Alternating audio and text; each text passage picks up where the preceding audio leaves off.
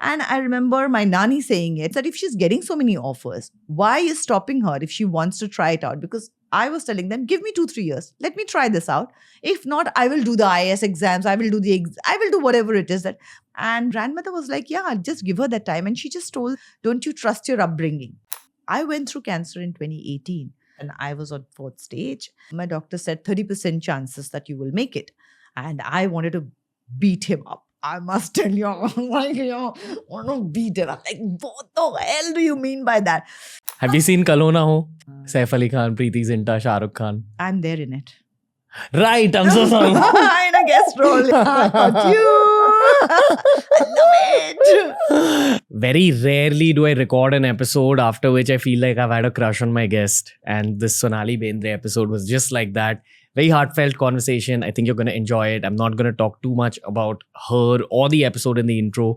What I will say is that TRS is a Spotify exclusive. So make sure you follow us on Spotify. Every episode's available on Spotify 48 hours before it's available anywhere else in the world. This episode was very wholesome, very heartfelt, very emotional. And I hope you enjoy it as much as I enjoyed recording it. Thank you. Enjoy the episode.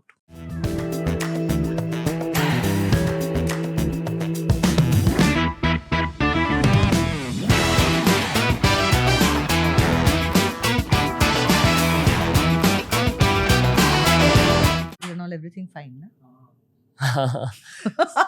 We're already rolling. It's begun. Oops. This is how podcasting is. Sonali Bendre, welcome to the Ranveer show. I'm so excited to be here. I'm very excited to speak to you. Lots to ask you about. Okay. But first, I just want to ask you how you're doing lately. I'm doing well, and I'll tell you why I'm excited. I'm excited because, one, you have my son's name.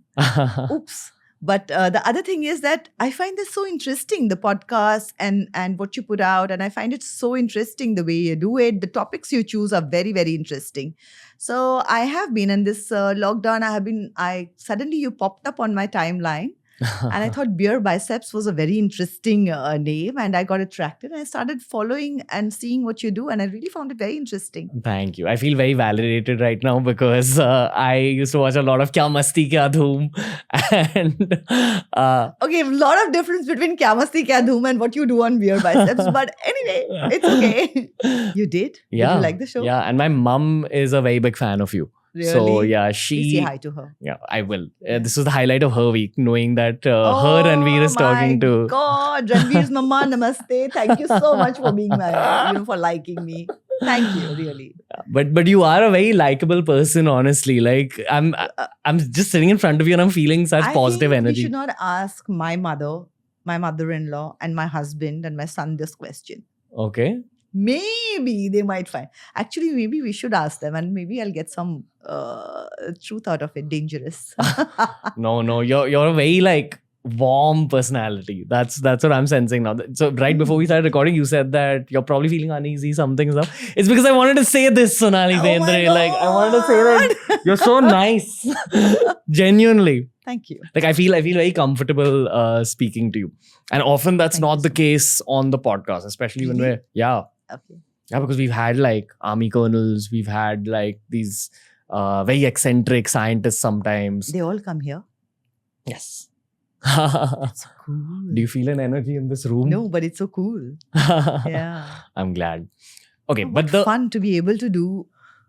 I mean, it's such fun stuff, and to make. I mean, that's your career, I would say. It's just amazing to be able to do this. Yeah.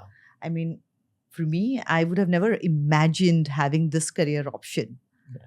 I mean, it didn't exist at that point of time. But how amazing is it to be able to do this? Yeah, it's the power of social media. It's the power of YouTube. And, this whole podcasting thing, I started very randomly. But now it's replaced my need to read books. I still read a bit.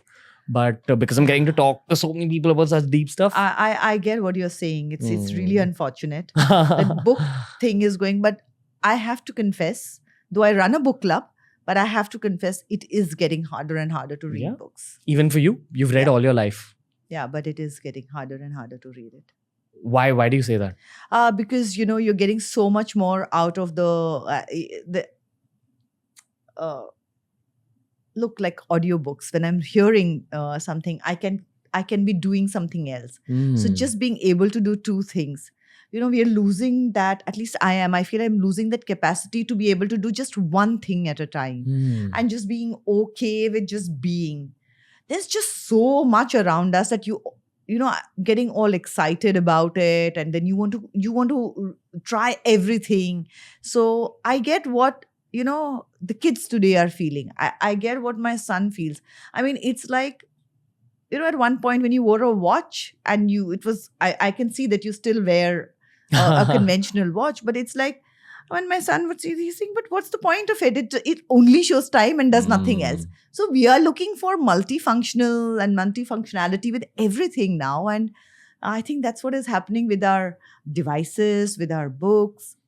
And I don't think it is good or bad. I just think it's different. Mm. Speaking about different, Yeah. how old is your son? He's 16. Okay. So he's a teenager and you've seen his mind evolve into becoming a semi-adult. Yeah. I think He's teenagers... reached a point where he hates it when I talk about him in public. What's up, Ranveer? We're going to talk about you now. I think teenagers today are way more intelligent, way more informed. A little kind of, they have some negative elements also in their life, a lot more, like the amount of social media they were exposed to as kids. Yeah. I definitely feel they're way smarter than people my age were when we were that age. But they better be smarter. Look at the amount of things they get at their fingertips. Mm. I mean, it's so much more easier. Mm. So, But there's also like these anxiety issues and all that with teenagers of today. see, everything has its pros and cons. Mm. Yeah, I don't know how to look at that. But do you feel that this generation's like a lot smarter? He's technically Gen Z, right? Your son now. Listen, you have too many of these. I think boomers, millennials, God knows what all. There's so many names. I don't know all the names. So I don't know which generation he belongs to. But when I look at what they're doing right now, it's just that the information is literally at their fingertips. For me, if I was interested in a topic, understand the topic, you go to libraries, you find the books, and then you realize somebody else has taken that book or that magazine, whatever you want to get. So you're waiting for it. So the waiting period with the topic that you needed information on was months before you could actually probably write, say if you're writing an essay on a topic. It took a while, by the time you went through encyclopedias or you went through various articles and stuff like that to get understand the topic. And now it's literally a day's matter, and you can look at various points of view and get all the information, and you can move on. Mm. So there's a information overload, I feel. Mm. So you're 70s born, and so you're a 70s kid. I want to ask you about 70s kids in general. How are they evolving right now with their kids becoming teenagers? Do you evolve through your kids? Yes. Like you learn? I think Goldie and me do, definitely. And I'm the old-fashioned one in our bit. Goldie is very young in that sense. Goldie is my husband, by the way. So he's very young and, looking forward to the new things. And he's always been that. So I think he and my son have a better equation in that sense. I'm a bit technologically challenged. It's not the right word anymore, because that was old me. I used to be challenged and I had no option but to, understand tech. When you can't survive if you don't understand tech, but it's a struggle for me. How did you guys meet, you and your husband? On sets. Okay. Yeah. I was shooting for my first film called Naraz with Mahesh Bhatt as the director. And we were shooting in Chennai, and Goldie was starting a film with Bhatt Saab, and he had come there for story sitting. He and his sister. I think 17, 18-year-old Goldie, about 19-year-old his sister. And he'd lost his father early, so they were completing and had taken the production on. So yeah, he'd come in there, and I was reading my book, and I found this really annoying chap who kept finding a chair next to me or moving the chair next to me and asking me, what are you reading? Why are you reading? Oh my God, that's a lot of food you eat. He was just trying to strike up a conversation, and I was like, stop it. But yeah, that's how we met. So how did you And then I did that film. Okay. Eventually, the film that he had come there, I did that. And yeah. So from there, from knowing, it was a professional relationship, to being friends, to best friends, to me wanting to kill him when he wanted to move from best friends. I'm like, I have very few best friends. Can't ruin this. And he's like, it's not necessary that it will be ruined. But yeah, I'm glad I took the chance. Do you know what the friend zone is? It's like when it's usually girls who friend zone guys. So if a bestie is trying to take the relationship to the next gear, the girl will say, no, you're just my friend. So you were technically trying to friend zone your future husband. Yeah. Well, I didn't succeed. How did he succeed? How did he not get friend zoned? He kind of every day that I would go to the studio, he had suddenly one of his closest friends was, I'm going in that direction. So he would be driving with me. And then later on, I realized that it was well timed so that he would sit there and very casually talk about the amazing things about Goldie. It was well timed. And all the way, I was shooting at Famous Studio. So all the way from Lokhandwala, when I would drive to Famous Studio, he was like, I'm heading into town because I'm working over there, kind of a zone. I have something happening over there. So for the next 10, 15 days, there was this friend of his who he would drive me there or drive with me there. And yeah, it worked. So the friend helped. Yes. Okay. Have you Friend seen zoning didn't happen then. Have you seen Kalo Na Ho? Uh, Saif Ali Khan, Preeti Zinta, Shah Rukh Khan. I'm there in it. Right. I'm so sorry. In a guest role, yeah. You were the. But I haven't seen it, yeah. Yeah. I got you. I love it. Okay, that was a brain fart. I'm sorry. I'm very aware that you were in Kalo Na Ho. I remember everything about your character. You're the cardiologist who Preeti Zinta thinks is the wife, but she's not. So in Kalo Na Ho, basically Saif Ali Khan unfriend zones himself. Yeah, so is that what Goldie did? That means in today's language, it would be he unfriend zoned himself and definitely kind of, it moved forward. Okay. So then, we dated for a while, and then, and then it was never like are we going to be together forever kind of a zone. It just was so understood. No, hold on. Let's dial back a little bit. How did he unfriend zone himself? I told you here how just the friend helped. Yeah, I think that was one of the zones, and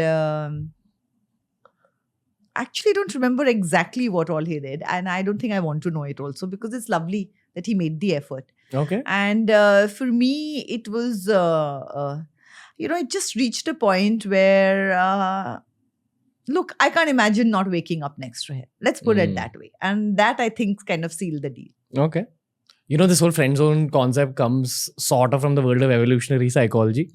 They say that, speaking from an evolution perspective, it was always like the males who had to like really fight to earn a relationship. And the women had like a plethora of options. So a friend zoning equation is very natural according to evolutionary psychology for women. You're basically saying that this DNA do I want? No, for my... Yeah, correct. It's exactly that. It's like when you study the animal kingdom. I like this DNA. Let's put it that way. So he showcased his intelligence. That's how he broke the friend zone. Because you're a reader, I'm sure you look for like intelligence. I think he showcased his sensitivity, and I think he is an amazing. I think he's been brought up around really strong women, and I love the way he understands and. It sounds very trite when you say like, oh, he respects women. I mean, everybody is supposed to. But there is a certain amount of, let me say that as an actor who has a certain image, to have a boyfriend who was comfortable with you, stepping out, going to a party and never looking and saying, oh, you're looking really good. Do well or whatever. I think that for me was the trick, because it was never like, I don't think you should be going here. I don't think you should be. It was never that. Even today, when I'm getting to work, for years now, Goldie has been telling me that, Soons, the way you are working, you will enjoy today. You will enjoy the stories that are being told. You will enjoy the people who are in the industry. I know what used to frustrate you, and you will really enjoy it. Why you're not working? So he has been the single most biggest push behind me getting back to work always. So that is the character. That's what it is about him, to be comfortable in his own skin, where he is able to say that, respect me as an individual and what I do, and be okay with what it is. And it's not easy to be okay with that. And I don't mean it just for the men. I think even for a women, when they are in relationship with actors, it's different. Actors are a bit vain. There's a lot of attention that's coming your way. You're dressed a certain way, and they are looking at you in a very. I had an image also with it was the body and the look. So it was a certain kind of image for him to be really comfortable with that, to understand the inner me and understand what is the genuine me and what was the image. To be able to differentiate that was very important. I mean, I didn't want to be with a person who was in love with the image. I needed a person who knew me, the real me, and that was important. Okay, I'm not gonna keep any filter here, okay? I'm gonna be like very transparent with you. You're like an incredibly attractive human being in all ways. Okay. So right now you're married and you're very famously married. But before that, did you get a like tsunami of guy attention? Before? Yeah. Of course. So what was that like for you and your mind? Like, how did you segregate? Because I'm sure a lot of men would have just wanted to get to know you for the status of getting to know you. So many. Yeah, so that was that. Okay. And you were very young. Like, you were very young when I was very, very young. I think, but so there were, I think, when I look back now, and now I'm able to analyze what happened to me. And when I look back, there were 2-3 things that played in my favor, I would say, or, kind of was my, just kind of guided me onto a certain path. So, because there are always going to be choices, and eventually your life is that, it's a sum total of what are the choices that you've made. So today, when I look back, first of all, for me obviously now when I look back, there was always the looks.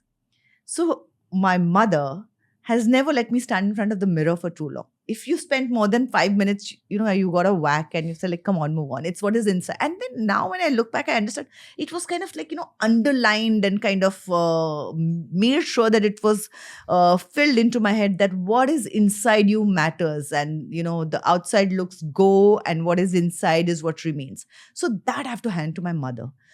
Subtly, this was something that she just brought me up with. And obviously for a mother, she was seeing that she has very good looking daughters. And so this for her was something that she really kind of put us through the ringer where this was concerned. So one was that. Second thing was when I started working, the fact that it was something, my family doesn't come from this. It was unheard of. It was like, what is this work? What is she doing? And I remember my nani saying it, we in Marathi, we call them Aji. And she telling my parents that if she's getting so many offers, why is stopping her if she wants to try it out? Because I was telling them, give me 2-3 years. Let me try this out. If not, I will do the IAS exams. I will do whatever it is that. But, this is the age. I still have the time. Let me try it out. And my grandmother was like, yeah, just give her that time. And she just told them that, haven't you given her, don't you trust your upbringing? Was the question she asked my mother. And that is what it was. And when I went on sets, and especially when I started doing movies, there were mothers coming in with the other lead actresses and stuff like that. And my mother never came with me. There was a point when I said, maybe I'll be more comfortable. It was a very weird place to be. I will talk about that also. But when I asked my mother that, will you come with me? She said, I have a younger daughter at home. And if you went to work and you were working in an office, I would be sitting on that next desk, So you would be doing that alone. So you're going for a job, do the job, come home. I'm here at home waiting for you. And that is what it was. I went for a job and I came home. And when I came home, I had to do my chores, make my bed, do whatever it was, I had to do it. And the reason the discomfort was also at that point of time, the only other woman on the set was my hairdresser. There were no other women on the set other than the lead actress and her hairdresser. There were no other women. So, then the mothers came into play and all that. So that kind of, I wanted that discomfort. Now, had my mother not given me this kind of freedom. So anytime when you're like, you want to, maybe that will be fun and I should do it. And then you just think that, my God, my mother's given me so much of leeway. I don't think I can do this to them. what will my father think? And just out of respect for them, it stopped me from trying various things or doing various things, or, it just helped me with the choices that I made. So I think these are now when you look back, these were the things that, kind of helped me make my choices. So speaking about that time period, what was 90s Bollywood like as compared to the film industry now? Because you hear a lot of stories, all sorts of stories, in terms of star power was even more back then because there was no social media. Stories were different, narratives were different. The way women were treated was very different. So what was that phase but like? look, I'm an outsider. Okay. Totally an outsider. I have nobody that I know in the film industry. Today, if I have family in the industry, I made it. We met when I started working. When I came in, I knew nobody. I had no idea. I was not trained for the job. And when everybody says, "Oh my God, what was it like?" But I think I had the best time. If you ask me that, is this the best thing that happened to me? Yes. Hell, yes. It was the best thing that happened to me. I've met some wonderful people on the way. So I think the choice is always with you. And so when people say, "Oh my God, this is the industry and outsiders," I don't get it. I am totally an outsider till today. If you meet my parents, they have no clue about the industry till today. Most non-filming. So, what are we talking about? I think it's about life. Any kind of profession you go into, it's the choices you make. Don't start putting what the choices you have made. And I wouldn't blame anybody for the choices you make. It's like I said, it's your upbringing, or maybe upbringing is not the right word, but circumstances. And hey, you made a mistake, or you feel today that you made a mistake. That's the way you learn, and that's exactly the way you grow. So that's part of life. And don't blame it on somebody else. Say, I could have made a better choice, but I did. And you know what? Lesson learned, move on from there. Today, I can put out what I want to, and it is understood as to what I am. But if what I want to say doesn't interest the person who is interviewing me, then that never came out. So there was a definitely biased narrative that would come out. And so that was different about it also. While there was where the acting was concerned, slightly over the top was what was in. So the roles were like that. But at the same time, the Naraz which I did, Zakham that I did, was very much like, I think the acting you see would be very much okay for today. Major Saab, if you see, Diljale. It was not OTT. So I think there were different flavors, I would say, but limited because, you were releasing a movie in single screen. So you needed to tick certain boxes. I think with the coming of multiplexes, it started getting better. And now with the OTT platforms and, just it's just like a boom, and things have just kind of it's just like completely different, and it's fabulous. But that was the difference. So I'm a 90s kid, right. And the narrative that our generation is given about the 90s is that it's not going to be a pleasant one. It's that there was a crime angle behind films. Like Dawood Ibrahim was involved in cinema, and the D gang generally had some role to play. Is that true? Like, was there any kind of underworld element? So, now when I look at it, say my husband Goldie, his father came in from Punjab and started the production house. So our production house must be at least 40 years old today. And even at that time, this conversation would go on. And there were enough clean finances who dealt with and were financing films that were clean. And that's why you would have certain production houses and families who were dealing with certain kind of people. So yes, definitely you heard about it. And there were certain people who would be dealing with it. In 90s also, this was a factor. And I would say that not just in film industry, there would be these factors in most of the other professions that you would see it in also. There was, till you don't have but it was not like a formal industry status. So definitely there was a lot of unregulated finance coming in. So which would mean that there would be a lot of different kind of I mean, you will understand that more. So you can't regulate where the finance is coming from, and banks are not going to give it to you. So that limit was there, and so I wouldn't say that I wouldn't blame somebody for that. Where I was concerned, there were times when the moment you would know that, oh, this looks a bit dodgy, I've tried and stayed away. I mean, at that time, now when you look back, the lot of times the excuse I would give is, oh, I'm shooting for a movie in the South, so I can't make it. For like a Was one of party the- or something. Yeah. So you will see that I Okay. never really kind of went for that. So How could you tell that it's seeming dodgy? Like from the vibe? yeah, Okay. you could make out because and I don't know. That's the way that I looked at it. Also, if you, once I started dating Goldie, I mean, if I say this, you will ask more questions, and which I will not answer. But I think where the old film production houses were there, they knew which were dodgy and which were not. Okay. Fair. It was something that you grew up with. As families, they knew it. Like his mother would know it. Her father was in movies too. So you just knew. Like you would know if your family is they're your family of doctors. You know the reputation of, okay, this doctor is a dodgy one or this one is a very good one or not. In the same way, because you're in that profession for generations, you know it. So I think that kind of, fell into place. So yeah, there was a lot of that at that point also. I mean, there have been times when if I'm supposed to do a role, it's just been given away to somebody else because somebody has made a call and they said that, what can we do? We needed to do it.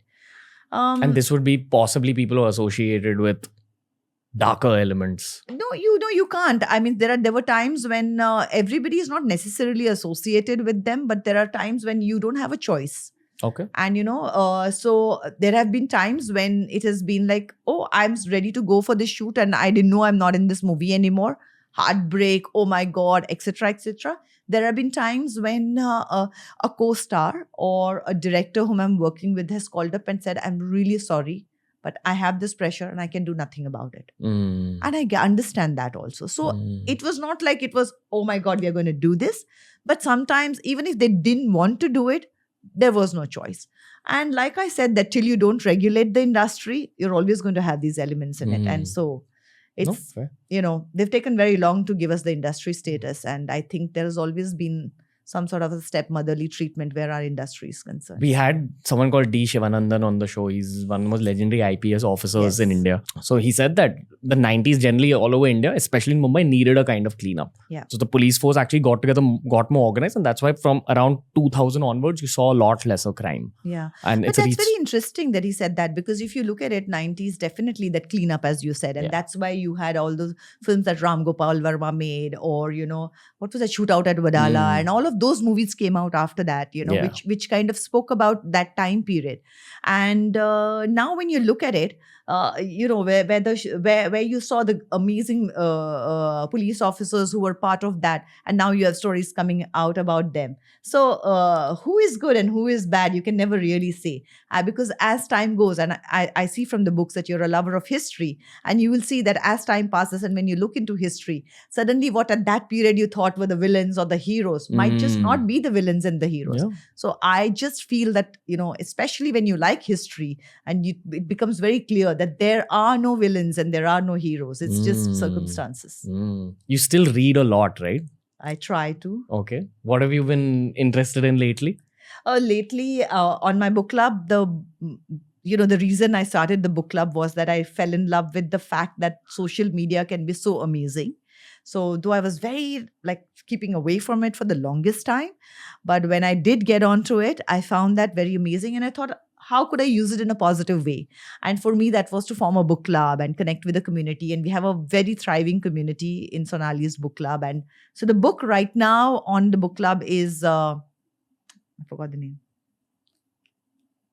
I think it's The War in December. It's on the 1971 war. It is by K.S. Nair, and it's on Indian Army and their role during the 1971 war.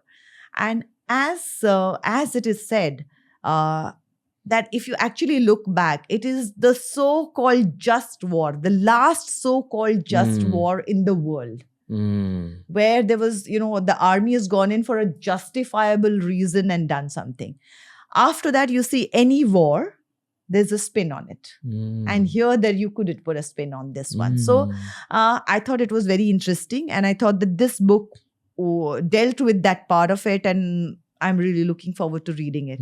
Because I've been busy with the show that I'm coming out with now. I've not had a time to, I put it on the book club.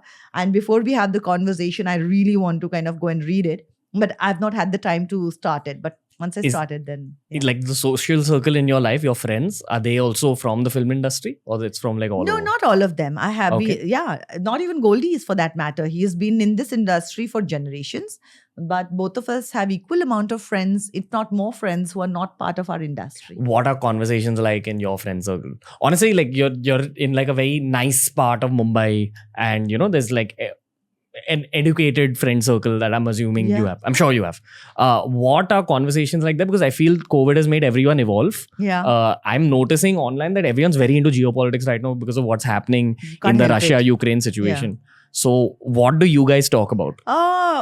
Whatever is happening around. So current affairs, definitely.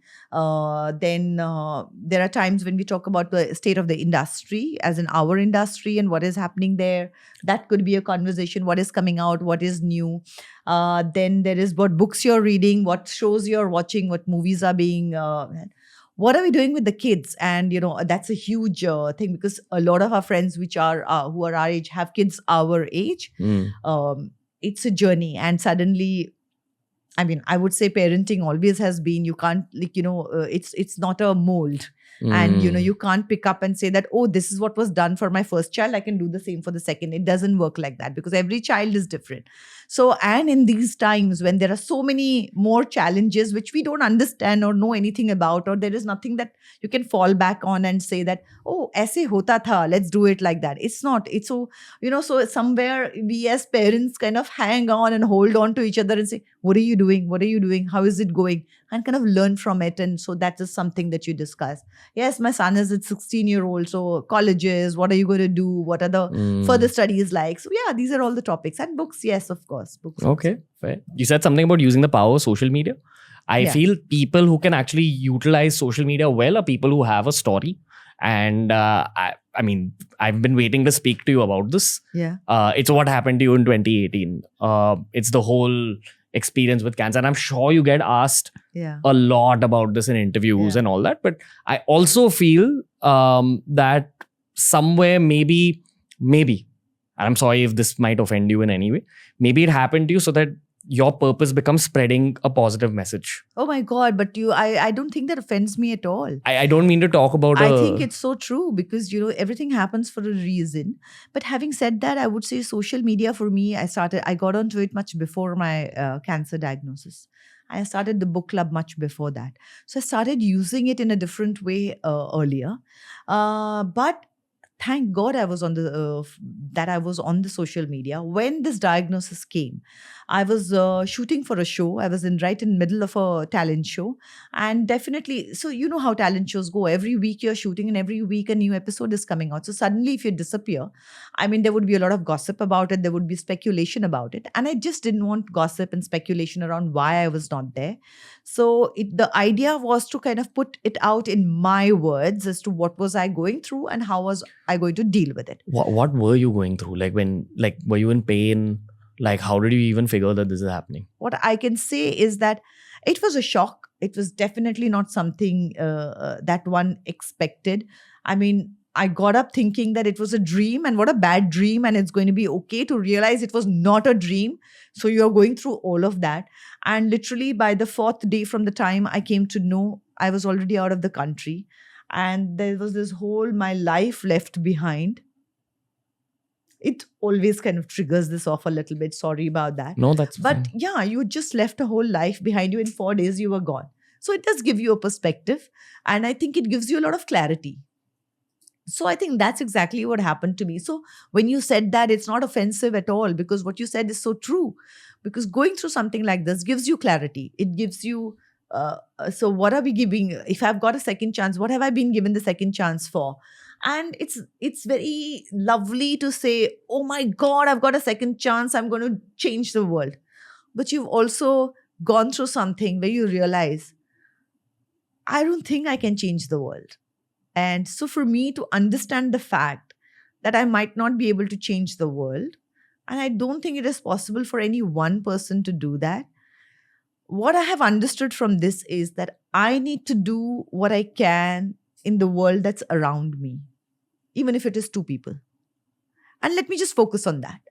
So I'm no longer, you know, or for that, I'm no longer feeling bad that I can't go out there and, say, hey, you need to do this is so wrong. No, I don't want to shout about it. I just want to whisper to people around me. There's one or two who can hear the whisper, because that's what is going to make the change. And that's what is in my hand. Because I'm a speck. I understand I am the speck in this universe. A speck can do a speck full of work, and that's all I want to do. So that's what I have understood. So it's not some earth-shattering thing at all. It's something as simple as that. You're like a really incredibly strong lady, and that's what I sense from you. Like right from the time I met you outside, like there's just a lot of strength in you, and not related to your cancer. I think in your personality. I do have to ask you though, when you're going through it, and I'm asking you this because you hear a lot of narratives about having cancer, but I think the only people who have the truest narratives are the ones who've gone through it themselves. Is it a lot of mental toughness that it takes to get yourself out of there? Is it all in the mind? Are you supposed to visualize healing? Are you supposed to think of healing? Like, how do you pick yourself up from your lowest point? I think rather than, it sounds very strange, but survivor, I fought it, toughness, these are the terms that you normally use with diseases or surviving something.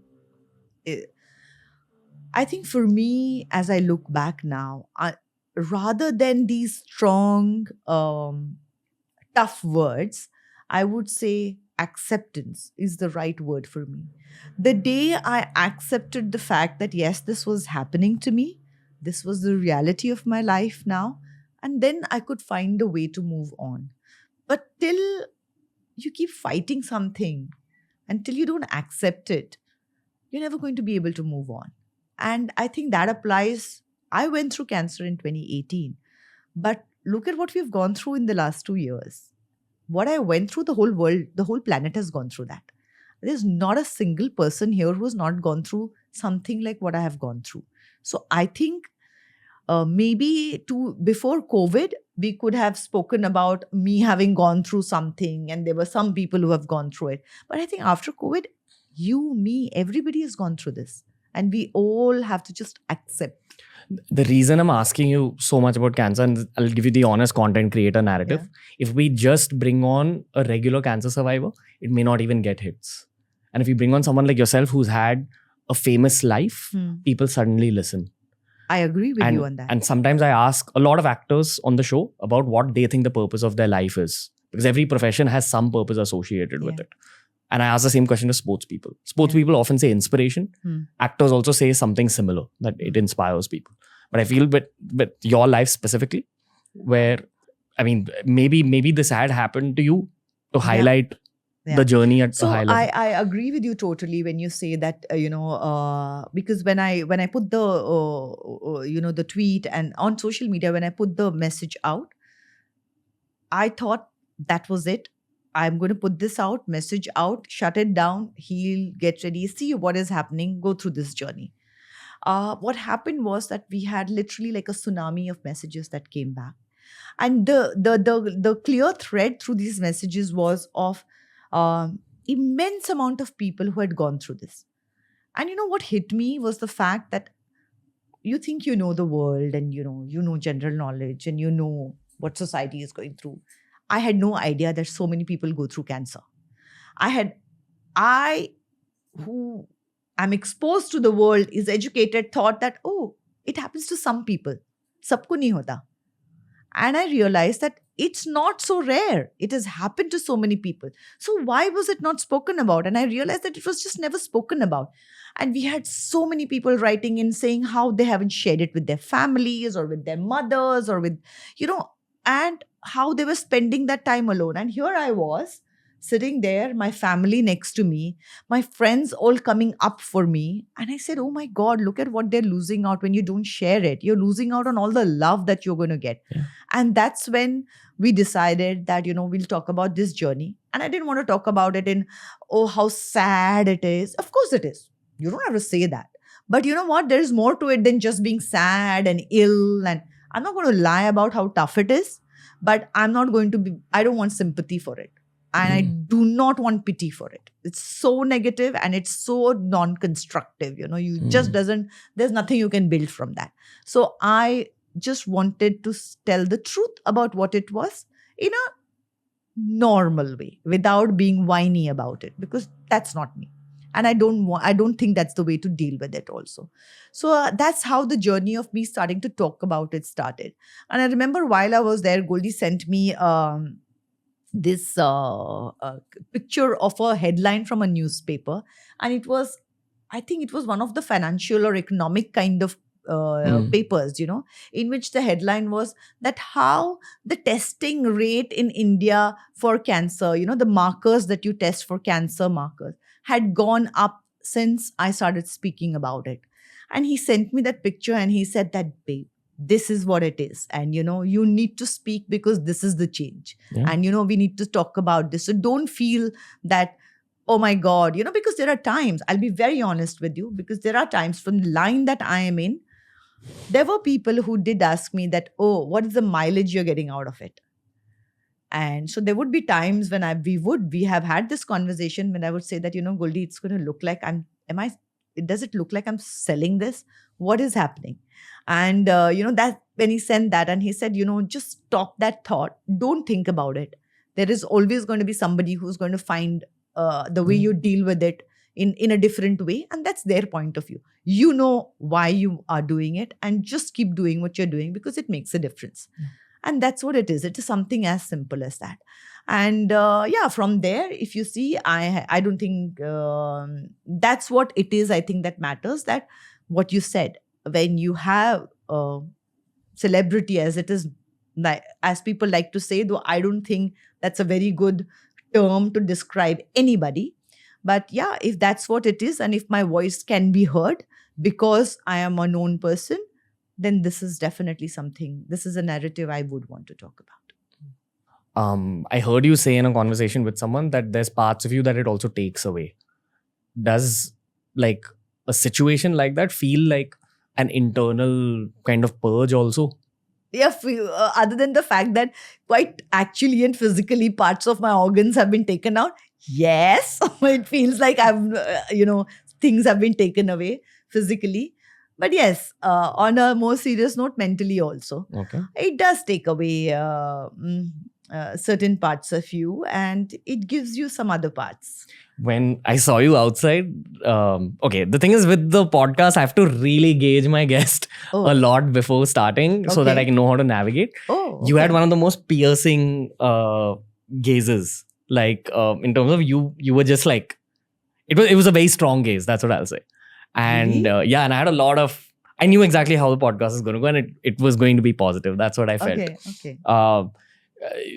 When I said that you're one of the most positive people I've come across, I genuinely mean that.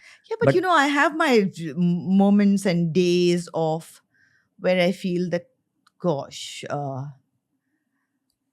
is it even worth it? I mean, why are we even doing this? But I definitely go through those periods. There's no two ways about it. The trick is to not stay in it for too long, because the moment you stay there and then it's a rabbit hole and you just go down that and it's very difficult to climb out of it. So the idea is to catch it quickly and kind of pull yourself out. And it's not easy. It's definitely not easy. I mean, it's very easy to sit here and say that, oh, pull it out, do this more. It's not easy. I'm feeling really bad. I made you cry. No, please. I'm actually very embarrassed about it. No. It's like, come on. No, but you don't know. You don't know how much strength you're giving to like so many people out there. There are I'm not intending to, but if you can get strength out of it, great. Can I ask you one last question about it? Yeah, of course. What does chemo feel like when it's happening in your body? Is it very uncomfortable, like what does it actually feel like? Because that's what a lot of people fear specifically about getting cancer. Like if someone gets to know that they have cancer, they think automatically, oh my God, I'll have to go through chemo. And then there's all these other narratives about alternative therapies and all that also coming out. The chemo is as scary as they feel it is. I mean, I don't think I would want I don't think I have enemies, but if I had an enemy or if I'd hated somebody also, I don't think I would wish that onto them also. It's really, it's not nice. Okay. I think chemo is, the treatment of chemotherapy is worse than the disease itself. But the fact, so I was at fourth stage, I had reached because it had metastasized and I was on fourth stage. When I went, my doctor said 30% chances that you will make it. And I wanted to beat him up. I must tell you, I want to beat him up. Like, what the hell do you mean by that? I was so angry when he said that. And I left from there. And today I love that surgeon of mine and, and everything. But that was the first time I met him. And when he said that, I wanted to whack him, literally. Like, what the hell do you mean by that? We had just moved. We just gone in for the treatment. We were staying there. And then we realized that, okay, this is what it's going to take. So we need to look for places to stay when we've gone for treatment. So we've gone so unprepared over there. So Goldie's like, okay, you're in the hotel room and I'm going to go and look at the apartments. I said, I'm not going to sit alone. I'm coming with you. He's saying, how are you going to do it? I said, I'm coming. I'm not sitting alone. At the end of the day, on the watch, I saw that I had walked nearly 10 kilometers. In looking at places, going with him, because it was just the two of us with whoever. I realized I had walked 10 kilometers. That night when I sat in the room and, Goldie was so exhausted with everything that was happening and the running around, he was passed out and I just couldn't sleep. I was sitting at that window and I saw the sun coming up. And I remember clicking the picture. I've said this before in various things. I remember clicking that picture and sending it to my team. I have a great team and, I love my girls because they've been with me for years and they're lovely. But sending it to them and saying that switch on the sunshine. And that's where it came from. I said, #switch on the sunshine one day at a time. This is it. I'm not going to cry anymore. I'd spent that night crying, saying, why me? How could this happen? And I said, this ends here with this sun coming up. I'm not going to look back on this. This is what it is. I move on from here. We are going to look at it in a positive way. I think this is happening to me because I need to learn something. And I'm going to, rather than waste my time whining and hence missing out on the fact that I need to learn something out of it, I said, I'm not going to waste my time on that. This has happened to me because universe is wants to teach me something. I will not say a lesson. It sounds very like a teacher. No, I think I need to learn something. Maybe it's some pattern I need to break. I don't know what it is, but universe is trying to teach me something. I think I'm going to say that I accept this. I'm not going to fight this. I accept what has been given to me. And I'm going to try and see what I can learn from this. And that's how this journey started. It's an honor just speaking to you. And it feels incredible hearing your story from your voice. I'm so happy that I can say it this way because, like I said, definitely for us in 90s, one, I didn't have this perspective on my life and to what was going on. I have also grown. And also, with this, people also say that now because, from the time I started doing reality show, it was more of, you don't get lines. So it was suddenly they were seeing me as me. Kya Masti Kya Dhoom, which you mentioned, was the younger me because when I did Kya Masti Kya Dhoom, I had just finished Sarfarosh, Saath-Saath Hain. I was at the peak of my career. In the industry, everybody thought I was mad. I'd lost it. Why was I doing television? But when I heard the show, I liked it so much. And see, that's what it is. That, what is it going to be? Is this what you're going to keep running behind? Here's a new opportunity and, make the most of it. And Goldie was like, he had a take on it. And he said that, I think you should do it. There are so many things that you say no to certain people you don't want to work with, like we discussed. Those possibilities were there in the industry. So here there was a new way, very corporate, very this thing, everything is a check and that's going to be given to you. And it was a new medium in that sense coming out in a new way. So yeah, I tried it and it was the best one. I suddenly reached people's living rooms and suddenly that kind of gave me a new lease of life. Never thought that would happen, but it did happen. Yeah. And they saw a different side to me, which was not ever like, I don't think film magazines ever showed that side. So yeah. But it's the age of podcasts and social media and realism. Yeah. What is this next phase for you? Like, how do you look at this phase of your life now? For me, when I started doing movies, I did it for the paycheck because my family was going through very tough times and I needed the money and I needed to pay the rent and etc. etc. You know how a lot of people have been through that, and everybody has their own struggles. And there are different types of struggles. Just because you need to pay a rent and all is not the only struggle in life. There are different types of struggles. So I'm only saying this to say that, I think we need to respect everybody's struggles. But that was my thing. And the reason I was doing this was, I wouldn't have made this kind of money in any other profession. And that was the idea to do this. What I didn't expect was that, because again, like I said, young, naive, and you were just working round the clock, where I could pause when I had my child, when I looked back and I said, oh, I need to be here. And so for me, it was always like 7 to 8 years of your child, when a child is born, is when your EQ and IQ, 80% of it is formed. Only 20% happens after that. So I said, first 7-8 years, I want to be around, So if I'm not there, then Goldie would be around. We were very clear about wanting to be there. And so then when I did the judging and the talent shows that I was doing, it came closest to going to office in my kind of career. It was, so I was not doing fiction at all because it was, I wouldn't want to go for outdoors and, when you prepare for a role, and I just didn't have that bandwidth. But what this illness has done is that when it made, like I said, I mentioned the word earlier, the clarity. And I think for me, the clarity that came in was that I always said, I don't miss it. I'm not so interested in it. It's okay. I can live without it. What I realized was that today, if I had a choice to choose other professions, I just can't come up with any other profession because frankly, there is no other place I would rather be. And just for me to accept that and then say, oh my God, if that is the case, I have just given up what I really love doing for so many years. So it was like a wake-up call that, what the hell am I doing? And because even if I try, I can't seem to find another profession.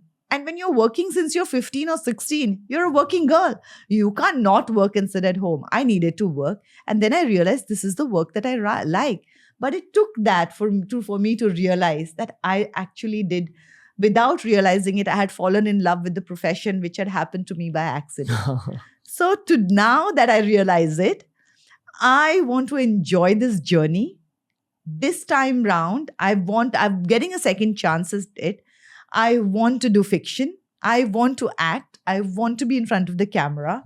But I want to enjoy the journey. I want to enjoy the process. And I want to learn because there is so much to learn. I came in here so unprepared and I've remained unprepared. So I think this is the phase of my life where I prepare a little late probably. But at least it's better late than never. At least I get a chance to prepare for this profession that I have realized I love. So that's why now I'm going to be coming on with this show, interesting show, because again, there were a couple of things that helped me. I wanted to play my age, and I wanted to go beyond just looks. I have nothing against the looks. Thank God I had the DNA and I got the looks. And I'm happy to be glamorous. I think it's fab to be glamorous. And I don't think just great roles are only when you're not looking glamorous. I mean, come on, why shouldn't you look good? I enjoy that also. So I think the show that I'm doing called The Broken News on Z5, it kind of ticks all those boxes for me. And so I'm very, very excited about the show.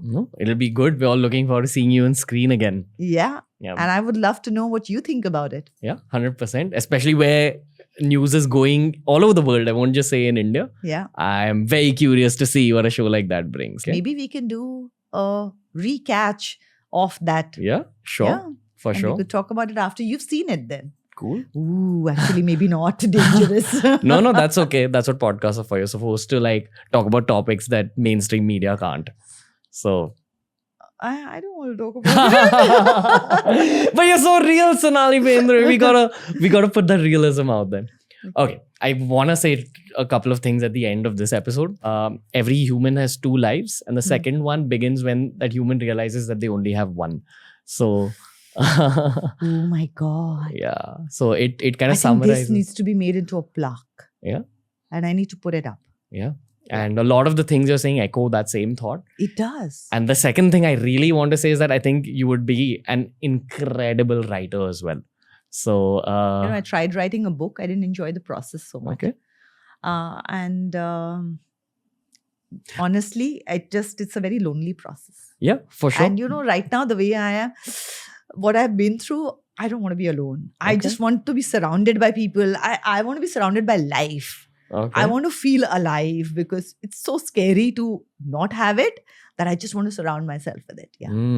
Any signing off notes at the end of this episode after giving out all this inspiration and good energy? Oh my God, didn't intend to. I didn't intend it to be inspirational, but if it does, I'm so glad because we all look for inspiration. I feel and I think I am inspired. I mean, I would say that I'm inspired by you. I love the fact that what you're doing.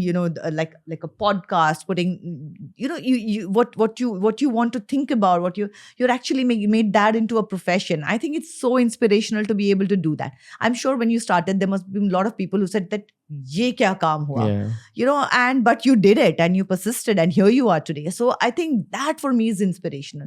So I don't think you need to be looking up, down or whatever. It's just around us, the inspiration. And I think for me, today's generation and what I see in youngsters today is so inspirational and so much to learn from that. I want to surround myself with that and keep learning. Well, it's the power of kya masti kya dhoom. Oh. That's all I'll Kya say. masti, kya dhoom. I remember that. I Yeah. don't think I'll forget it. Always felt like you were a I really... just don't want to know how old you were at that time. No, I fair. don't want to know. Fair. But when I used to watch you in Kya Masti Ka Dhoom, my thought, even though my mind wasn't completely developed then, was that this is such a warm human being. And that thought got validated now with a completely formed mind. You're like a really warm, positive human. Thank you. There's been a lot of purpose behind everything that's happened in your life. Though a lot of things have been situational. Yeah. I've done a lot of podcasts to know who the real ones are versus the ones who are pretending. And Okay. Ooh, really? yeah, and you're at like the top of that list of real ones. Like there's no pretense, there's just good energy. So really, thank you for being on the show. Thank you. I hope you had fun. I did. I hope you did. I did. Like I wanted to speak to you for a very long time. Yeah. So today was a tick mark off my list. That's what I'll say. How's the Thank you. experience for you? It was good. I enjoyed it. It was a good conversation. I'm glad. And I enjoy good conversations. Yeah. I'm glad. So now we got to host conversations you. are, sorry to interrupt, but No? Conversations are two-way street. Na? Yes. This wouldn't happen if I was not getting it from you. Okay. I hope that you enjoyed it from Yeah. especially the inputs from my side. What I will say is that because you're a reader, you have 20 more podcasts in you. So I'm looking forward to hosting you again sometime. Done. I Yeah. would love to. In fact, I think that because I see books and you enjoy doing that, maybe you should, and you do a lot of geopolitical stuff, which is very interesting. You get very interesting people on your these things, and the insights are very interesting. So maybe the book that is on my book club right now, maybe you should do something with that, Yeah. with my book club. Yeah. 100%. I'm happy to always. Yeah. We need to save the reading culture I know. in India, Yes, especially. Absolutely. All I'll say is they don't make them like you anymore, Sonali Ooh, Bendre. thank you. So thank you for being on the show. Thank you. Thank you. Thank you for making me feel so special. all of us were pumped about this, so we had to make you feel special. Thank you. Thank you, Sonali. So that was the episode with Sonali Bendre. I feel the best podcasters are the ones who are also readers. And she's a big reader of books. She's a big accumulator of knowledge. And that's why it was such a pleasure speaking with her. She had a wide perspective about a bunch of topics.